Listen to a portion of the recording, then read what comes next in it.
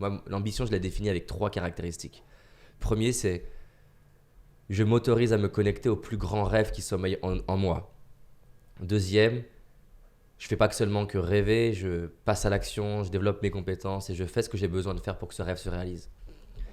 Et troisième chose, je le fais pas que pour moi, je le fais pour autour de moi, pour les autres, pour avoir un impact, pour faire une différence et apprécier la vie que j'ai. Donc, ce que je fais, je vois bien que ça aide plein de types de personnes et je pense qu'au fond de nous-mêmes, on est tous ambitieux. Je pense qu'au fond, je connais personne qui se dit je veux une petite vie en fait.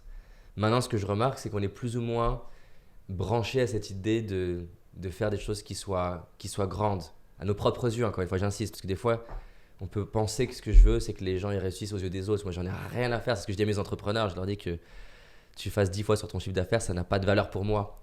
Par contre, ce qui m'intéresse, c'est que je fais tout pour ça en fait. Je fais tout pour que les gens finissent leur vie, puissent se regarder dans le miroir et se dire waouh, j'ai pas tout réussi, mais j'ai tout donné. Ouais, j'ai fait en sorte de me rapprocher au plus de mon potentiel. Voilà, et donc la raison pour laquelle je précise pour les gens ambitieux, c'est que je pense qu'on n'est pas là pour servir tout le monde, et c'est la beauté d'ailleurs, parce qu'on est 7 milliards, donc il faut bien de la place pour tout le monde. S'il existait une personne, tu vois, tout à l'heure j'étais interviewé par un ostéopathe, et il aide des sportifs de haut niveau, et ça laisse de la place pour d'autres personnes.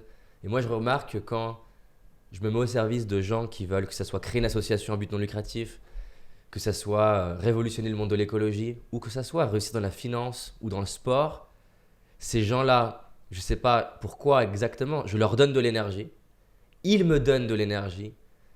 Ces gens-là, en fait, me disent, je ne sais pas, en fait, travailler avec toi, ça a beaucoup de sens. Enfin, il y a un truc qui est hyper vertueux, en fait. Et j'ai remarqué que par le passé, je m'épuisais des fois à vouloir donner des stratégies et des astuces à des personnes qui ne veulent pas tant que ça changer, en fait. Ouais. En général, on dit dans la spiritualité qu'on ne peut pas aider quelqu'un qui n'est pas prêt à céder. Voilà. Et tout le monde perd son temps en soi dans l'histoire. Et d'ailleurs, pour appuyer la phrase que tu viens de dire, ce qui est fou, c'est qu'une personne qui cède elle-même, elle attire de l'aide de partout. Des gens qui veulent l'aider, la banque qui va faire ce qu'elle ne fait pas d'habitude, le mentor qui va lui dire, qui est suroccupé, qui va dire écoute, je prends 2 heures avec toi. Donc, bien sûr, moi je pense qu'on doit apprendre à s'aider soi-même.